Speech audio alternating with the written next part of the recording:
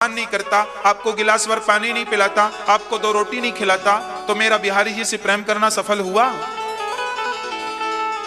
नहीं ना। इसलिए भगवान कभी ये नहीं कहते कि तुम हमसे प्रेम करो। अरे भगवान है कहां? भगवान तुम में, हम में, सब में समाये हैं। तुम्हारी हमारी सेवा कर लो, भगवान की सेवा हो गई। भगवान की सेवा कोई अलग से नहीं करनी। मां खाती है ना तो बच्चे के पेट में अपने आप चला जाता है। गर्भवती नारी खाती है तो उसके बच्चे के पेट में अपने आप चला जाता है। उसी प्रकार जब आपकी मां खाती है तो भगवान के पेट में अपने आप चला जाता है। जब आप जरूरतमंदों को खिलाते पिलाते हैं, सेवा करते हैं दीन दुखियों की, तो भगवान के पेट में अपने आप चला जाता है। आपके द्वारा की हुई सेवा ही, जब आप अपनी मां के पांव दबाते हैं तो वो पांव किसके दब रहे हैं? वो भगवान के पांव दब रहे हैं। हाँ, जब आप अपनी पत्नी से मीठी मीठी बातें करते हैं तो वो बातें कौन सुनता है? भगवान जी सुनते हैं, बहुत आनंद लेते। अच्छा, हाँ, क्योंकि एक रूप में भगवान कह रहे हैं। अच्छा, राधा और कृष्ण कौन है? राधा ही कृष्ण है और कृष्ण ही राधा है। ये बहुत माइनर बात है, बहुत गहरी बात है, समझिएगा। आज आपको मैं स्पष्ट कर दूं, ये राधा रानी कौन है। भगवान श्री कृष्ण ने जो रुक्मणी मां है वो तो लक्ष्मी स्वरूपा है। लक्ष्मी मां ने किसका अवतार लिया? रुक्मणी जी का। यदि लक्ष्मी जी रुक्मणी बन गई तो फिर राधा कौन है? राधा कौन है मैं आपको बताऊंगा।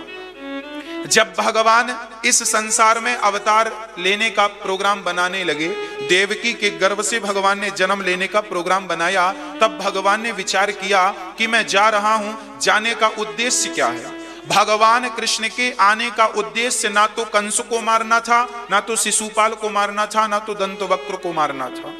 भगवान को इस संसार में आने का एक ही उद्देश्य था, केवल प्रेम की स्थापना करना। और वो प्रेम कैसा हो? अच्छा, भगवान ने सोचा, जब कोई डायरेक्टर कोई पिक्चर बनाता है ना मेरी मां, तो पहले हीरो को वो देखता है, इसका अभिनय कौन कर सकता है। वो हीरो को पसंद करता है, फिर उसमें हीरोइन कौन होनी चाहिए वो सबमिट करता है, खोजता है कौन किसी हीरोइन का काम सौंपे और किसी हीरो का काम सौंपे, हाँ या ना, ऐसा होता है ना। उसी प्रकार भगवान ने विचार किया कि मेरी राधा का रोल कौन करेगा। राधा को तो 100 साल तक रोना पड़ेगा, ये रोने का अभिनय कौन कर सकता है? ठीक ठीक ठीक ठीक, कौन करेगा? भगवान ने सोचा रुक्मणी को बनाऊं, लक्ष्मी को बनाऊं राधा। श्याम सुंदर ने कहा लक्ष्मी तो रो ना पाएंगी इतना, तो बोले लक्ष्मी को रुक्मणी बना देता हूं। तो लक्ष्मी को रुक्मणी बना दिया। अब भगवान ने सबको खोजा, सबको खोजा जो भगवान चाह रहे थे। कैसे रोना है, कैसे अभिनय करना है, क्या करना है, उस रूप से, उस हिसाब से कृष्ण को कोई मिला नहीं। तब भगवान श्री कृष्ण ही राधा के रूप में अवतरित हो गए। एक हीरो के डबल रोल होते हैं। हाँ, एक हीरो के किसी किसी पिक्चर में डबल रोल होते हैं। तो हमारे कृष्ण के भी कृष्णावतार में डबल रोल थे। एक रोल में तो वो कृष्ण बने खड़े थे, दूसरे रोल में वो राधा रानी बन करके खड़े थे, क्योंकि राधा का जो अभिनय था वो कृष्ण के सिवा कोई नहीं कर सकता था। हाँ, तो राधा कौन? कृष्ण। और कृष्ण कौन? कृष्ण दोनों ही नारायण हैं। नारायण ही कृष्ण रूप बने, नारायण ही राधा रूप बनी। वही नारायण राधा, वही नारायण श्री कृष्ण। अब समझिएगा कि किस प्रकार जब पत्नी और पति बात करें तो पत्नी की बातें भगवान सुने, पति की बात भगवान सुने। और सच्ची बात तो यह है कि हमारे द्वारा भगवान ही भोगता है। हमारे द्वारा कौन भोग रहा है? हमारी आत्मा निकल जाए तो तुम क्या आंख की पलक भी झपकाओगे? आपकी आत्मा निकल जाए तो का एक कदम भी बढ़ाओगे, मर नहीं जाओगे। तो हमारे भीतर आत्मा है, इसलिए तो आंख देख रही है, कान सुन रहे हैं और शरीर की नाड़ी चल रही है, दिल धड़क रहा है। इसका मतलब यह है कि हम जो भी सुख भोग रहे हैं, उस सुख का भोक्ता कौन है? वही आत्मा तो है, और आत्मा परमात्मा का स्वरूप है। तो हमारा सुख कौन भोग रहा? परमात्मा। हमारे को माध्यम बनाकर, स्त्री को माध्यम बनाकर, पुरुष को माध्यम बनाकर परमात्मा ही भोगता है। इसलिए मैं आपसे निवेदन करूं कि आप भगवान के सिवा संसार में कुछ भी मत देखो, सब भगवान है। पत्नी भगवान, पति भगवान, बच्चे भगवान, सब भगवान। तुम्हें कोई गाली दे रहा है वो भी भगवान, तुम्हारी कोई स्तुति कर रहा है वो भी भगवान, तुम्हें कोई गाल में थप्पड़ जमा रहा है वो भी भगवान, और तुम्हें कोई बढ़िया सी सिंहासन पर बिठा रहा है वो भी भगवान। हरि व्यापक सर्वत्र समाना, प्रेम से प्रगट हूँ ही मैं जाना।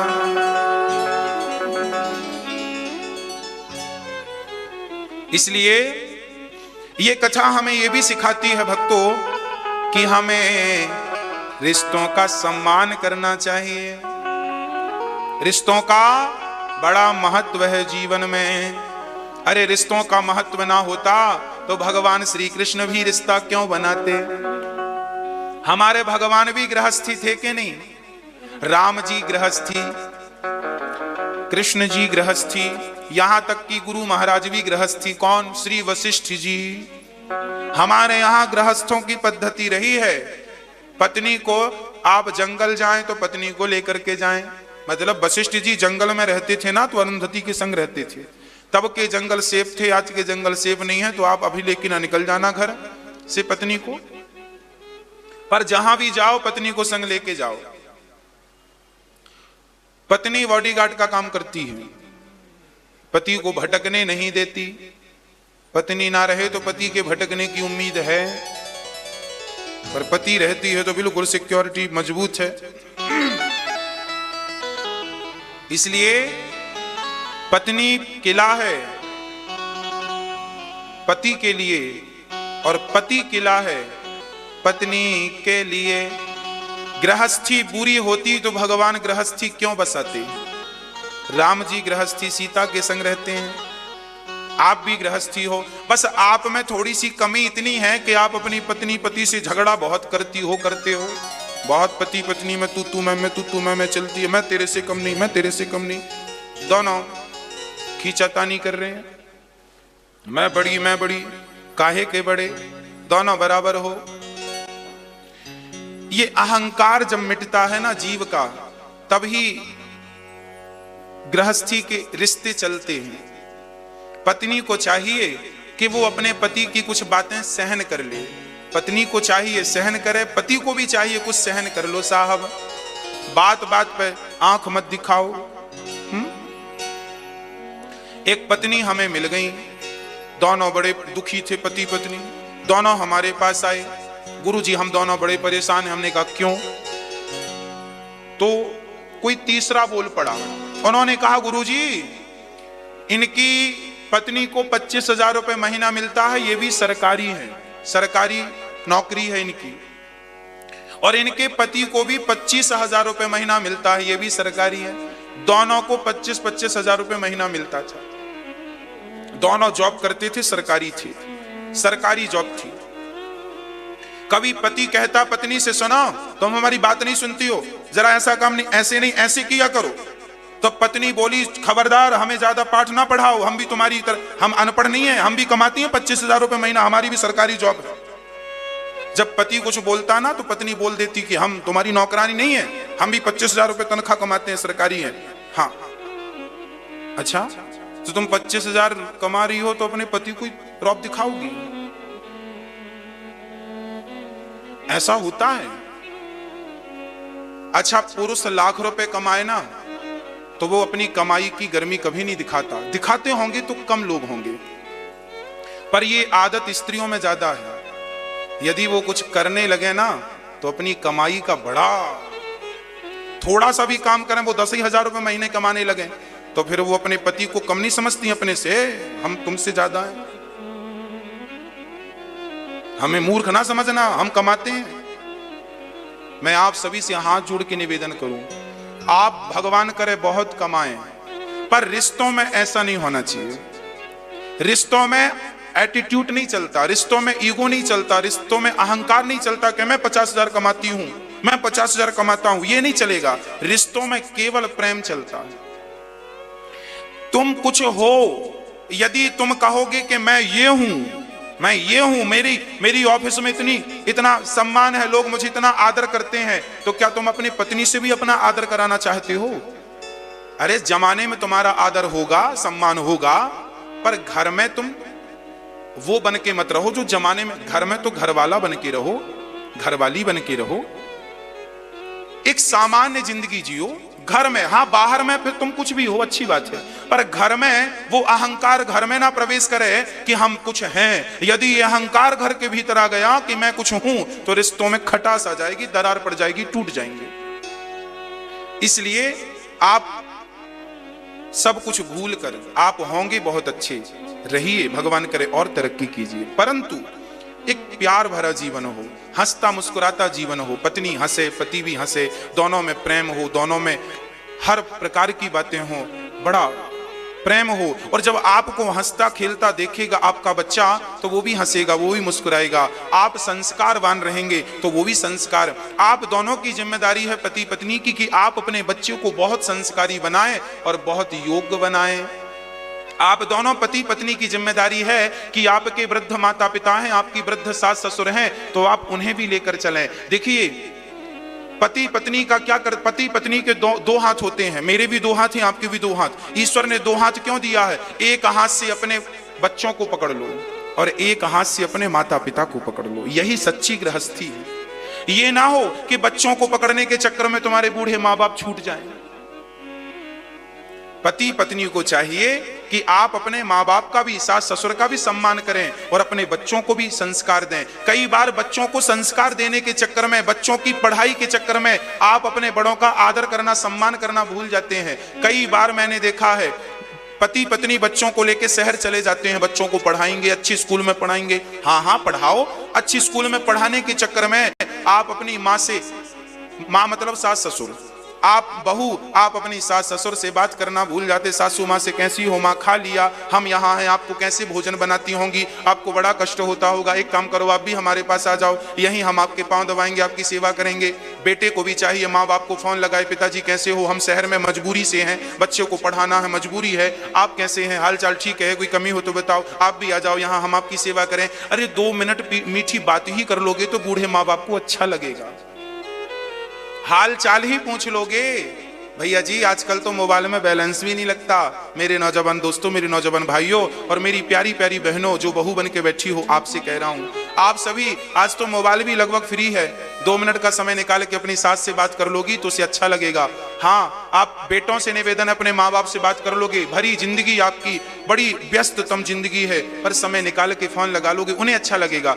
अरे बूढ़े हैं, कम मर जाएं, भरोसा नहीं है, बुला लो ना, थोड़ा पांव दबाया करो, थोड़ा सी रोटी खिलाया करो, उनको बहुत अच्छा लगेगा। उनका बुढ़ापा, अरे मैं भी बुढ़ा होऊंगा ना तो मैं भी यही सोचूंगा कि मेरे बच्चे मुझे खूब प्यार करें, मेरे बच्चे खूब सम्मान करें, मेरे बच्चे खूब सेवा करें। यही हर आदमी चाहता है, हर आदमी चाहता है।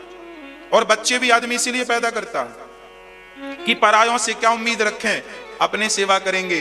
पर आज का युग बड़ा कहां से कहां पहुंच गया। आज आप गैरों से उम्मीद कर सकते हैं, अपनों से बड़ा मुश्किल है। हाँ, तो आप सभी से मेरी प्रार्थना है, सेवा कर लो, रिश्तों को पहचान लो, रिश्तों की कद्र कर लो। फिर जब मर जाएंगे तो फिर रोते हुए नजर आओगे, माँ मर गई, पिताजी मर गए, पत्नी मर गई, पति मर गया, ये मर गए, वो मर गए। अरे बाद में मरने पे रोने से अच्छा है जीते जी सम्मान कर लो। हाँ, मरना तो सबको ही है, मुझे और आप सबको मर जाना है, पर मैं जिंदा हूं तो सम्मान कर लो, प्यार से बात कर लो।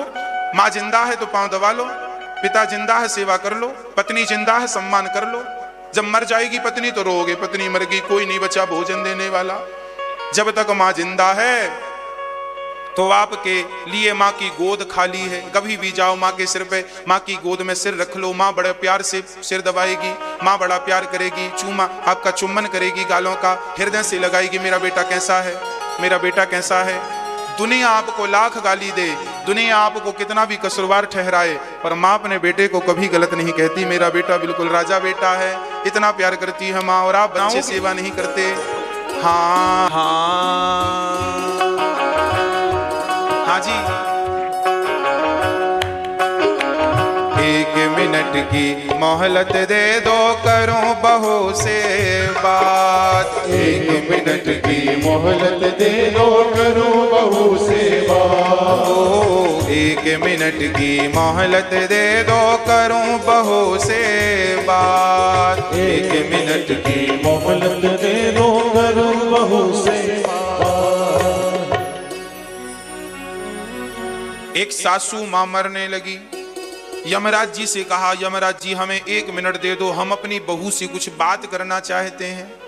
अच्छा, सास अपनी बहू से क्या बात करेगी? आजकल की बहुत सारी बहुएं तो अपनी सास से बात ही नहीं करती। आजकल बहुत सारी बहुएं तो सेवा करती हैं माँ की, सासू माँ की, और बहुत सारी बहुएं सेवा नहीं करती। कुछ बहुएं तो ऐसी हैं कि सास जब मर जाएगी तभी ये दिखाई पड़ती हैं, उसके पहले कभी दिखी ही नहीं। अच्छा, बहुओं को भी ना पिक्चर में इनको रोल मिलना चाहिए। बहुत सारी बहुएं अच्छा अभिनय करती हैं। हाँ, सास जब तक जिंदा होती है ना तो बहुएं, बहुत सारी बहुएं गिलास भर पानी नहीं पिलाती, पर सास मर जाएगी ना तो फ्रंट में बैठ बैठ के रोती हैं। और कई बहुओं को मैंने देखा है रोती रोती बेहोश हो जाती हैं ऐसे। हाँ, ये वही बहुएं हैं, सास जिंदा थी जो गिलास भर पानी नहीं पिलाया, और सास मर गई तो बाल्टियों से आंसू बहा रही है और बहुत चिल्ला चिल्ला के रोती है बहू, सास मर गई। जरा पूछो कि तुमने पानी कितनी गिलास पिलाया है, तुमने बुढ़ापे में भोजन कितनी बार दिया है? भोजन दिया है उसकी गिनती नहीं है, बस आंसू बहाने को कह दो बस। वो फ्रंट में बैठ के रोती है ताकि सबकी नजर पहले बहू पर पड़े, ताकि लोग समझे वाह बड़ी सेवा करती थी, सास मर गई तो बहुत रो रही है। आजकल तो आदमी यही अनुमान लगाता, जो जितना ज्यादा रोता है लोग समझते हैं ये उतना करीबी है, उतना प्रेम करता होगा, तो बहू ज्यादा रोती है, उसे यही पता है। उसकी भी गलती नहीं, उसको तो बस यही पता है कि सास के मरने में केवल रोया जाता है, सेवा एवा कुछ नहीं की जाती, उसको तो पता ही यही है। हाँ, वैसे गलती बहुओं की नहीं है, गलती माँ बाप की है। आपने शिक्षा नहीं दी अपनी बेटी को। बेटा, जब सीता जी की विदाई हो रही थी ना, राम से विवाह हुआ, सीता की विदाई हुई, तब सीता की मां ने सीता को बिठाया अपनी गोद में और सिर पे हाथ रखते हुए कहा, बेटी सीता, आज से तुम हमें भूल जाना। आज से तुम्हारी मां, तुम्हारी कौशल्या मां है, कैकेयी और सुमित्रा तुम्हारी सास ही तुम्हारी मां है, तुम्हारे पिता ससुर ही तुम्हारे पिता हैं, और तुम्हारा भगवान, तुम्हारा पति ही तुम्हारा भगवान है। ये शिक्षा देकर के पहले के माँ बाप बेटी को विदा करते थे, ये संस्कार देकर के विदा करते थे। और पहले की ससुरालें भी सम्मान करती थी। पहले की बहुओं का बड़ा आदर होता था, सास अपनी बहू का बड़ा सम्मान करती थी, सास अपनी बहू से बड़ा प्रेम करती थी, सास अपनी बहू को बड़ा स्नेह करती थी। कोई गलती हो जाए तो ताने नहीं मारती थी। आजकल की सास बहू से कोई गलती हो जाए ना तो सास एक ही बात कहती है, यही सिखाया है तेरी मां ने। बहू को तो आतंकवादी सास ही बना देती है, ताने मार मार के। हर बात में ताने मारना जरूरी है क्या? कांच की गिलास बहू से फूट जाए तो माँ, सासू माँ कहती है बाप के घर से यही सीख के आई है, इतना नुकसान कर दिया। अरे हर बात में उसके बाप पे मत जाओ, हर बात पे उसकी माँ पे मत जाओ। बहू से गोल गोल रोटी बनाते ना आए तो सास ताने मारती है, तेरी माँ ने यही सिखाया है। बहू से झाड़ू लगाना ना आए तो सास ताने मारती, तेरी माँ ने यही सिखाया है क्या? बहू से आटा गूंथते कभी गीला हो जाए आटा तो तेरी माँ ने यही सिखाया है क्या? बात बात में जब ताने मारती हो अपनी बहुओं को तो फिर बहुआं भी सोचती हैं, अच्छा अब तुम बुढ़ापे में हम तुम्हें मजा चखाएंगी, क्या सिखाया है मेरी माँ ने, अब बताऊंगी तुम्हें। हाँ, यही चलता रहता सबके घरों में। तुम ताने मारने से बाज नहीं आती हो तो वो भी कहती हम तुम्हारे मरने पर रोने ही आएंगी, अब उम्मीद मत करना कि हम सेवा करेंगी। हाँ, अभी सेवा करती हो तो तुम ताने मारती हो। तो केवल बहू की समझदारी से काम नहीं बनेगा मेरी सासू मां। हाँ, आपको भी समझदार होना पड़ेगा। आपको भी बहू को बेटी की रूप में देखना पड़ेगा और बेटी को अर्थात बहू को भी सास को मां के रूप में देखना पड़ेगा। ताली एक हाथ से नहीं, दोनों से बजेगी। यदि आप चाहती हो कि मेरी बहू सीता की तरह हो तो आपको भी कौशल्या की तरह होना पड़ेगा। आपको भी समझौता करना पड़ेगा। बहू के साथ अच्छा व्यवहार करो, सास के साथ अच्छा व्यवहार करो। 1 मिनट की मोहलत दे दो, करूं बहू से बात। 1 मिनट की मोहलत दे दो, करूं बहू से बात। क्या बात करना चाह रही हैं सासू माँ? यमराज जी जरा रुकियो, हम बात करेंगे आपसे। क्या?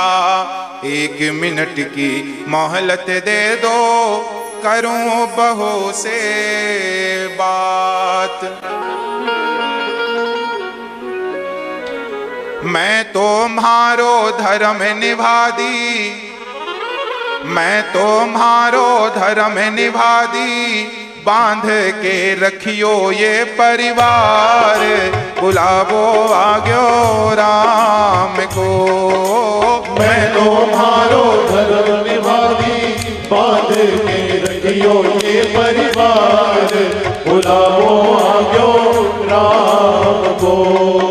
बुलावो आग्यो राम को, बुलावो आग्यो राम को। भक्तो स्वर्गा से आयो है संदेश, बुलावो आग्यो राम को। भक्तो स्वर्गा से आयो है संदेश, बुलावो आग्यो राम को। इसलिए भगवान का बुलावा आए उसके पहले चाहिए कि आप बड़े प्रेम से अपने परिवार के हर रिश्तों को समझ लीजिए और प्रेम से गृहस्थी निभाइए, जीवन जिए आनंद से। बहू कोई गलती करती है तो ताने मत मारो, उसे समझाओ, सिखाओ। जैसे अपनी बेटी को सिखाती हो वैसे सिखाओ। आपकी बेटी गलती करती है तो ताने थोड़ी मारती हो, सिखाती हो हाथ पकड़ के, बेटा ऐसे नहीं ऐसे। आप बहू को भी सिखाओ, उसे अच्छा लगेगा। हाँ, 1 मिनट की मोहलत दे दो, करूं पति से बात। 1 मिनट की मोहलत दे दो, करूं पति से बात। 1 मिनट की मोहलत दे दो, करूं पति से बात। एक पत्नी जाने लगी, यमराज जी आ गए, चलो वक्त पूरा हो गया। पत्नी ने कहा महाराज 1 मिनट का टाइम दो, अपने पति से कुछ बात करनी है। क्या बात करनी है बताओ? तब पत्नी ने पति को खड़ा करके कहा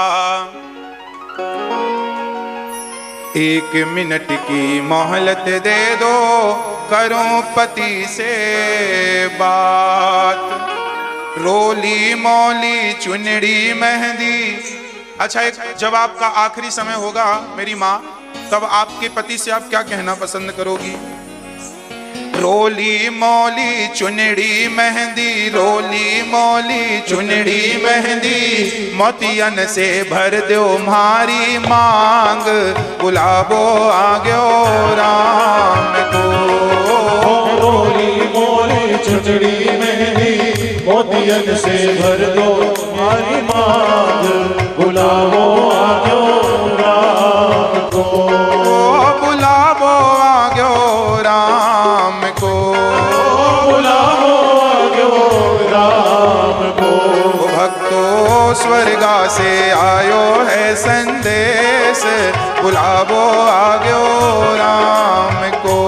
भक्तो स्वर्गा से आयो है संदेश, बुलावो आग्यो राम को। 1 मिनट की मोहलत दे दो, करूं कन्हैया से बात। 1 मिनट की मोहलत दे दो, करूं कन्हैया से बात। 1 मिनट की मोहलत दे दो, करूं कन्हैया से बात। बताओ कौन कौन बात करेगा भगवान से? किसको बात करनी है? हाथ उठाओ। अच्छा, तो बात कर लो, भगवान बैठे हैं सामने। 1 मिनट की मोहलत दे दो, करूं कन्हैया से बात। क्या बात करनी है? ये जीवन मेरा बीत गया अब, जीवन मेरा बीत गया अब कर दो भव सागर से पार, बुलावो आग्यो राम को। हो जीवन मेरा बीत गया अब कर दो भव सागर से पार, बुलावो आग्यो राम को। हो बुलावो आग्यो राम को, बुलावो आग्यो राम को।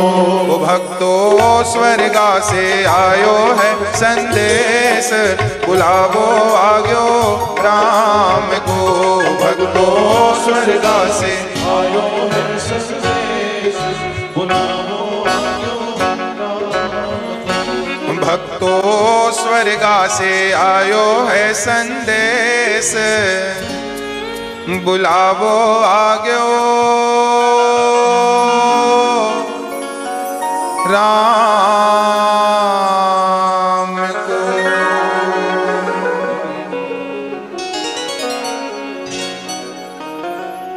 तो बुलावा भगवान का आ जाए, परेशान मत होइएगा। जीवन के हर क्षण का, जीवन के हर पल का सदुपयोग कीजिएगा। बुलावा आएगा, हंसते मुस्कुराते चले जाना। भागवत तुम्हें यही तो सिखा रही है कि तुम ठीक ठीक से मरना सीख लो। जीना तो जी लिया, सीखा या नहीं सीखा वो प्रश्न ही नहीं है, क्योंकि जिंदगी तो गुजर गई, गई बहुत थोड़ी रही, और थोड़ी भी कैसे जीना है वो भी हम सिखा रहे हैं। अब सीखना क्या है? अब मृत्यु सीख लो कि मरना कैसे है, मरना कैसे है, जीना कैसे है, वो तो हमने सिखा दिया। अभी कैसे जीना है, सब में भगवान का दर्शन करके जीना है।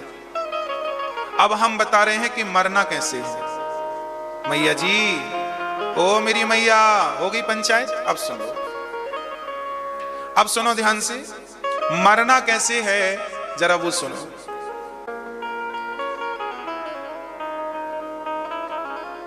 आप दीपावली आ रही है, अपने घरों को साफ करोगे कि नहीं?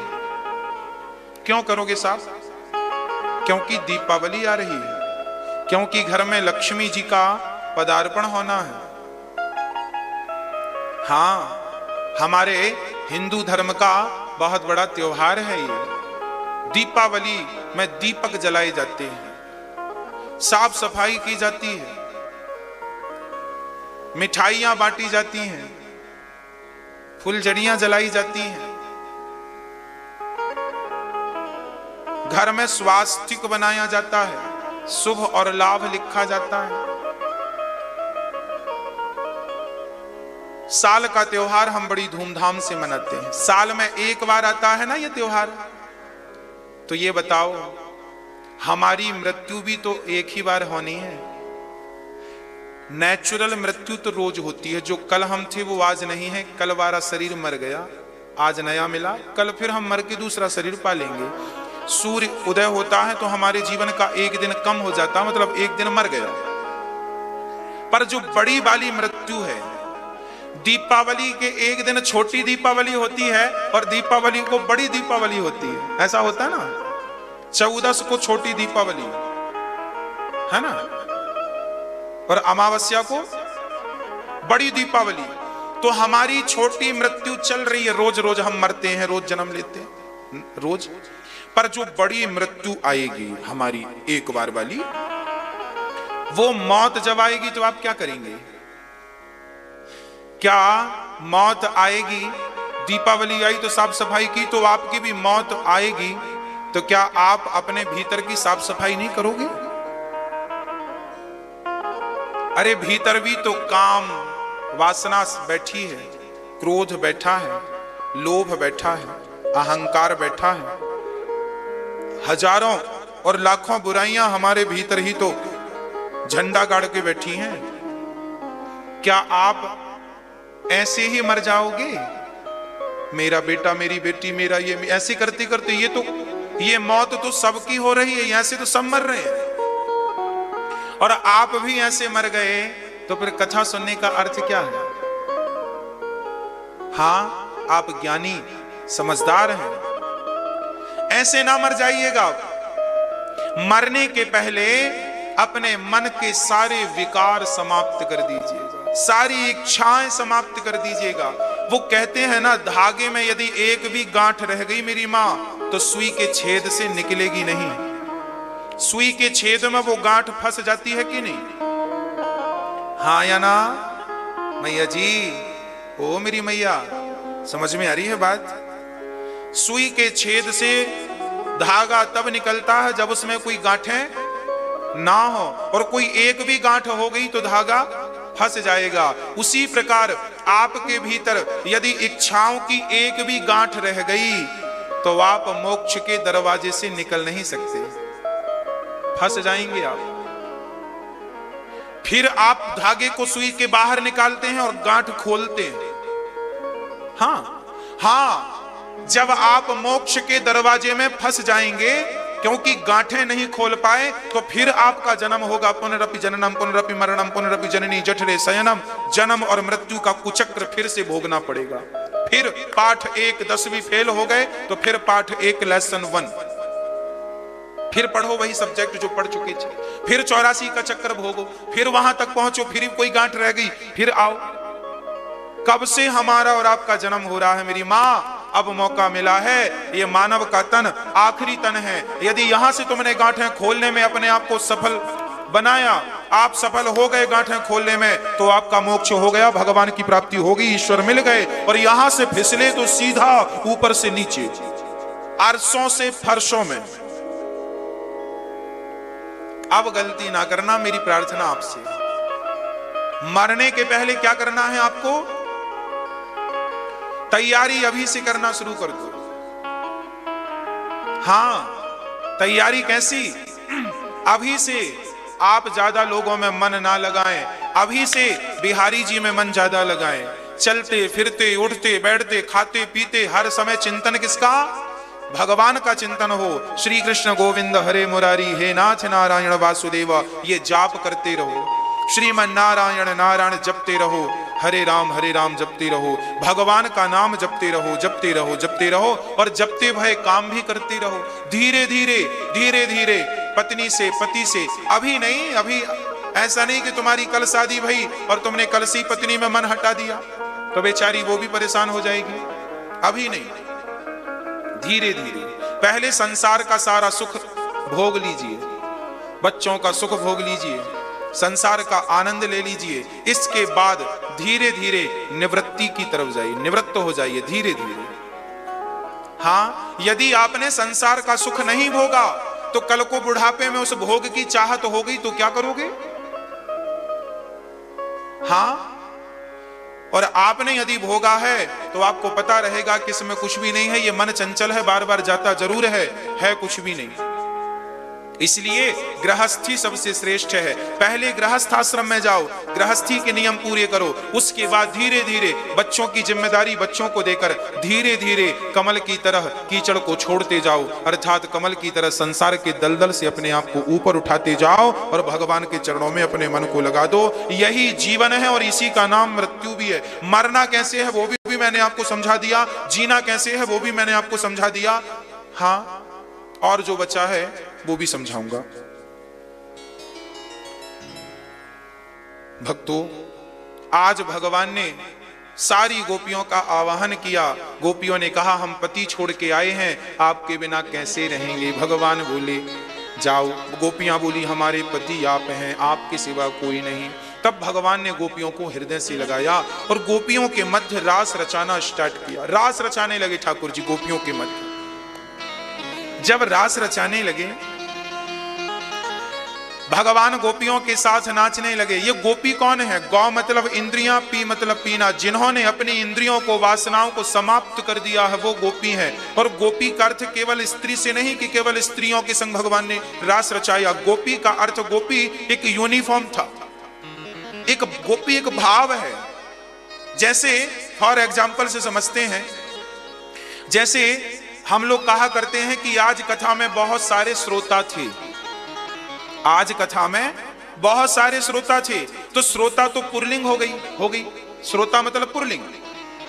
तो हम लोग अलग से ये थोड़ी कहते हैं कि श्रोतियां भी थी अर्थात स्त्रियां भी थी। हमने कह दिया कि श्रोता थे तो श्रोता में स्त्री भी सम्मिलित हो गई और पुरुष भी सम्मिलित। एक शब्द को कहने से दोनों का संबोधन हो गया। हाँ या ना?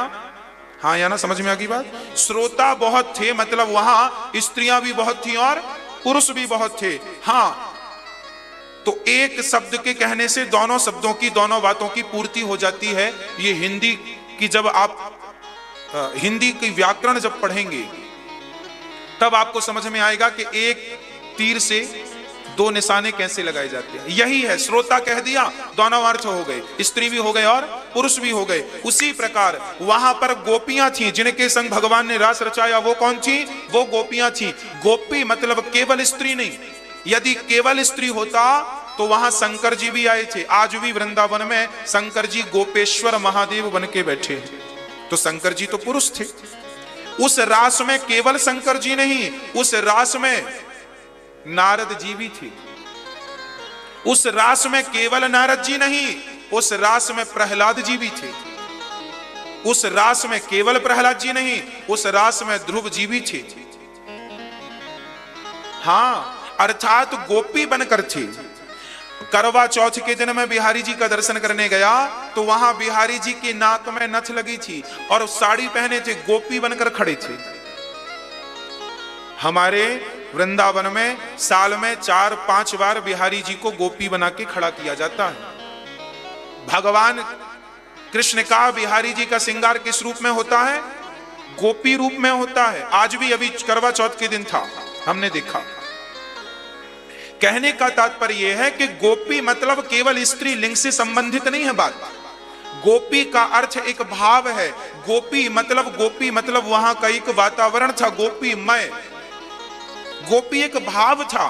गोपी एक यूनिफॉर्म थी। बच्चा स्कूल जाएगा टाई बेल्ट बैच लगाकर ही जाएगा। उसी प्रकार उस रास में जो भी आएगा, शंकर जी आवे या नारद जी आवे या कोई गोपी आवे, सबको साड़ी पहनना अनिवार्य था। सब साड़ी के रूप में आएंगे, सब साड़ी पहनेंगे, चूड़ी पहनेंगे, मांग भरेंगे और सारे कान में बाले पहनेंगे। ये वहां का नियम था, एक रूल्स था, फॉलो करना पड़ेगा आपको। तो रास कोई स्त्री लिंग के साथ नहीं, वहां पुरलिंग पुरुष भी थे। ये बात मैं मन से नहीं बोल रहा हूं, शास्त्रोक्त बातें हैं, लिखी है भागवत जी में। शंकर जी सारे संत ऋषि मुनि गाते हैं। हाँ, बड़ा अद्भुत इसका वर्णन है। जब आप पढ़ेंगे तो बड़े बड़े संतों के मत हैं इसमें। हाँ, तो भक्तों, भगवान पर कोई दोष की दृष्टि से देखे कि ये तो भगवान पराई नारियों के संग नाच रहे हैं, ना ना ना। एक बात आपको और बताएं कि समर्थ को नहीं दोष गुसाई। जिस समय भगवान ने गोपियों के संग रास रचाया, यदि कोई सामान्य अर्थ भी करता है, कोई ये भी कहे कि भाई कृष्ण को, ये परीक्षित ने प्रश्न किया है, भागवत में ही पूछा है। परीक्षित ने प्रश्न किया कि गुरुजी, भगवान तो सर्वेश्वर योगेश्वर कृष्ण थे, उन्होंने पराई स्त्रियों को स्पर्श कैसे कर लिया? पराई नारियां हैं, उन्हें टच कैसे कर लिया? ये तो गलत था। ऐसा प्रश्न राजा परीक्षित ने पूछा है इस सब्जेक्ट में। जब सुखदेव जी ने रास का वर्णन किया तो पूछा कि ये नाच क्यों रहे हैं? ये तो भगवान है, ये पराई नारी का तो स्पर्श नहीं करना चाहिए इनको। तब सुखदेव जी ने इसका अर्थ किया, परीक्षित